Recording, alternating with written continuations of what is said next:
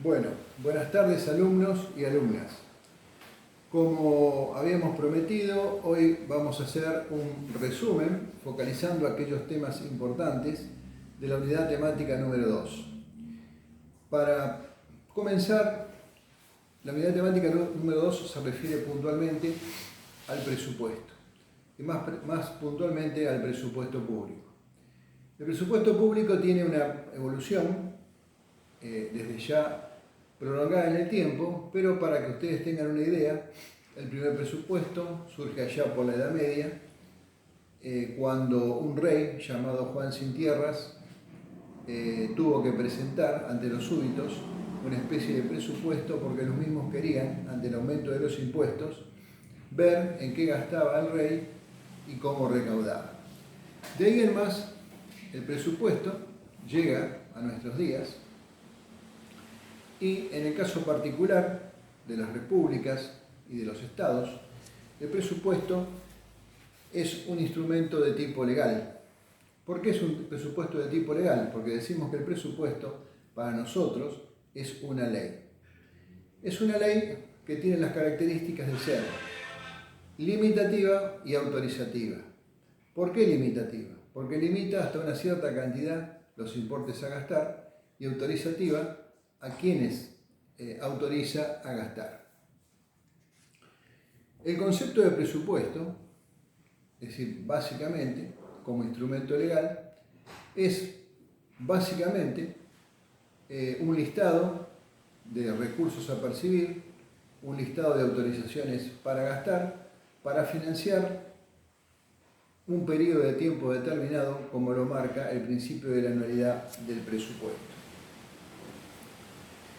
Con respecto a los principios del presupuesto, después de haber visto sus preguntas en el foro y las respuestas de los distintos profesores, yo les recomiendo que tengan en cuenta los siguientes principios, que si bien distintos autores le dan distintos nombres, para nosotros los principios presupuestarios, sin clasificarlos en principales, en secundarios o importantes o menos importantes, serían el de la anualidad, el de la universalidad, el de la unidad, el de equilibrio, el de la especificación de los gastos, el de la no afectación de los recursos, la publicidad, y hay uno muy importante que ustedes no deben dejar de tener en cuenta, que es el de la acuciosidad.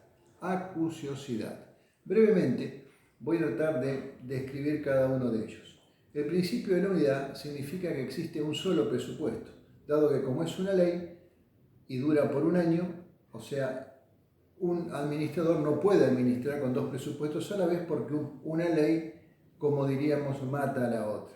Con respecto a la anualidad, o sea, se toma el año calendario, dado como lo vemos en la ley 24.156, comienza el 1 de enero y termina el 31 de diciembre. También debemos tener en cuenta, con respecto al tema de la anualidad, de que las leyes de presupuesto actual mandan autorizar el presupuesto anual más un presupuesto que abarca 3 años, razón por la cual también tenemos presupuestos que, si bien para lo que es la ley no cumplirían con el principio de la anualidad, pero está prácticamente relacionado con el tema de los planes y presupuestos que más adelante vamos a ver. Con respecto al tema de la universalidad del presupuesto, es decir, por lo general, lo que se interpretaría sería que en el presupuesto deben encontrarse todos los recursos y todos los gastos. Pero lo más importante de este principio de la universalidad es que tanto del lado de los recursos como del lado de los gastos, estos importes deben figurar por su monto íntegro. O sea, no deben aparecer neteados previamente. No sé si me doy a entender. Por ejemplo, hay casos, como sucede en las municipalidades, que una partida, por ejemplo, torneos juveniles bonaerenses, tiene una contrapartida al lado de los recursos que también se llama torneos juveniles bonaerenses. Básicamente, o sea, yo no puedo poner en el presupuesto la diferencia entre lo que voy a percibir y lo que voy a gastar. Simplemente tengo que poner el bruto de lo que voy a percibir y el bruto de lo que voy a gastar. Respecto al principio de equilibrio, si bien todos saben, o todos se imaginan, por todo lo que venimos leyendo y sus preguntas, el principio de equilibrio va mucho más allá de sancionar un presupuesto o una ley de presupuesto en equilibrio. La idea hoy, en la actualidad, desde hace mucho tiempo, es que el presupuesto tiene que ser administrado en forma equilibrada, razón por la cual se van a encontrar, llegado el momento, con el tema de que la ley pone un tipo de corset al tema de los gastos, dado que aplica lo que conocemos como cuotas financieras.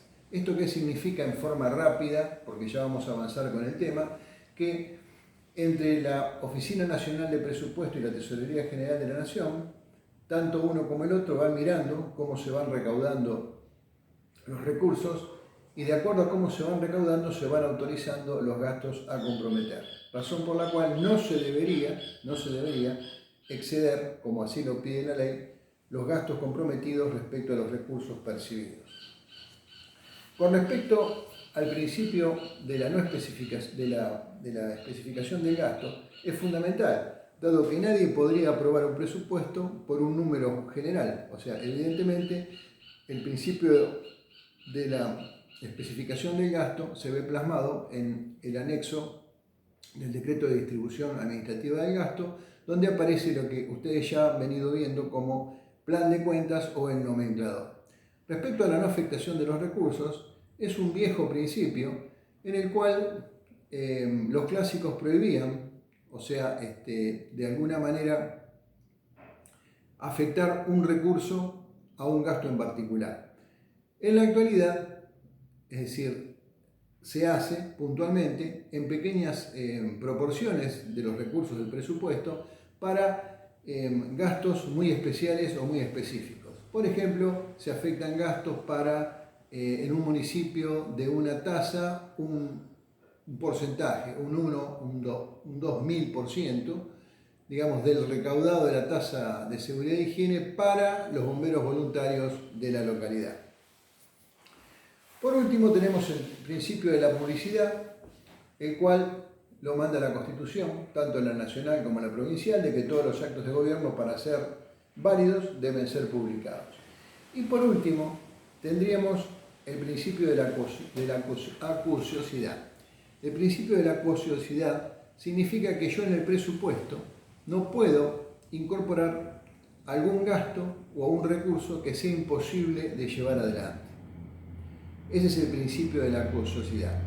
Y por allá van a encontrar, dentro de esta unidad temática 2, un tema que dice la separación de ejercicios. También forma parte de los principios presupuestarios la separación de ejercicios, dado que por ser una materia contable, o sea, es fundamental para poder comparar que los ejercicios estén acotados, o sea, empiezan el 1 de enero y terminan el 31 de diciembre.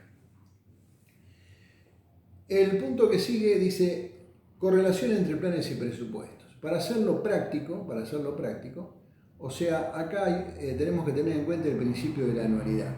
Básicamente porque un plan supera el año legal del presupuesto. Entonces, ¿cómo lo debemos interpretar? Que un gobierno cuando llega o sea, un partido político cuando llega al gobierno por las elecciones, tiene un plan de gobierno. Y ese plan de gobierno no es solamente para un año. El plan de gobierno es, en el caso nuestro, por ejemplo, para 4 años. Entonces, ¿qué pasa? La ley de presupuesto, al ser anual, o sea, permite solamente llevar de la planificación el año que se está presupuestando. Por lo tanto, los presupuestos participan de las planificaciones. En el caso nuestro, tenemos casos de planes, por ejemplo, los planes quinquenales y otros planes que se han dado con el transcurrir de la historia económica nuestra. Con respecto al proceso presupuestario,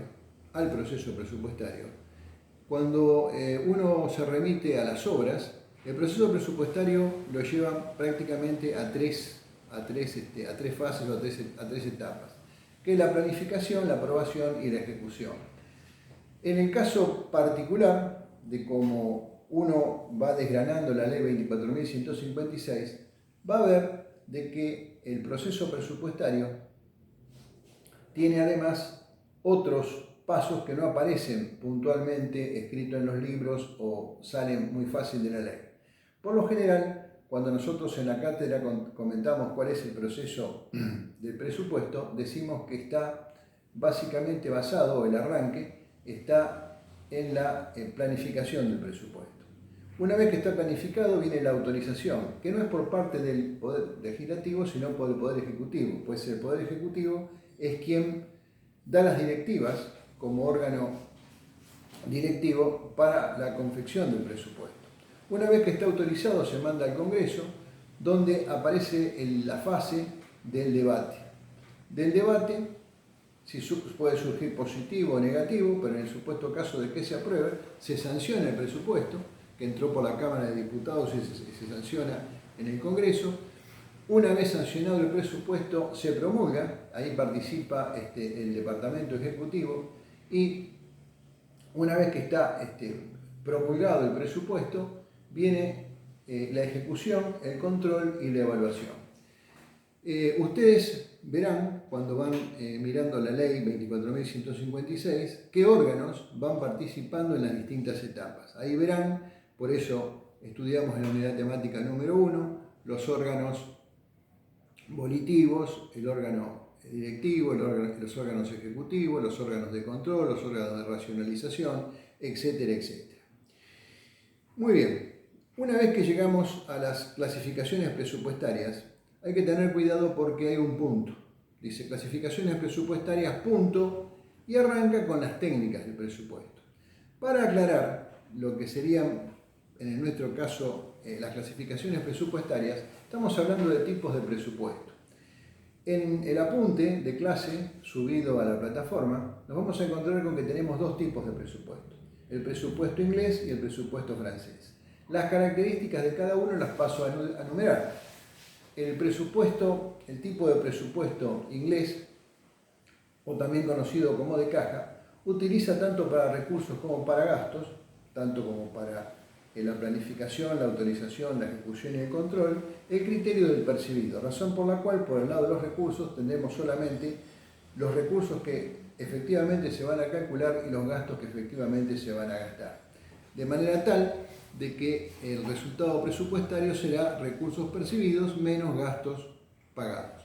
Respecto al otro tipo de presupuesto, que es el presupuesto legal, con su régimen contable de competencia, aquí se aplica el criterio del devengado. Y en la práctica, ustedes van a ver, cuando miren la ley 24.156, de qué se entiende por recurso y qué se entiende por gasto, verán que el percibido, o sea, se considera recurso percibido no solo aquel efectivamente ingresado al tesoro, sino aquel que también está devengado. O sea que el total del percibido será percibido real más el devengado no cobrado, y ahí obtendríamos el total del percibido. Con respecto a los gastos, dado que es muy posible que en el apunte o en los libros se hable de que el gasto se da en el momento del compromiso, pero a partir de la ley 24.156, el gasto realmente definitivo, el cual es imputado definitivamente en la ley de presupuesto o en la ejecución del presupuesto, es en el momento del devengado. Razón por la cual, o sea, el resultado del ejercicio presupuestario será recursos percibidos entre comillas, porque son percibidos más los devengados, menos los gastos devengados. Y ahí obtendremos el resultado presupuestario de la ley 24.156. El otro punto importante es el de las técnicas presupuestarias. Si vamos mirando puntualmente la unidad temática número 2, ahí vamos a encontrar que se llama técnicas presupuestarias. Y dentro de ellas encontramos con nombres, que en realidad debería decir técnica del presupuesto tradicional, técnica del presupuesto financiero, técnica del presupuesto por programas y técnica del presupuesto base cero.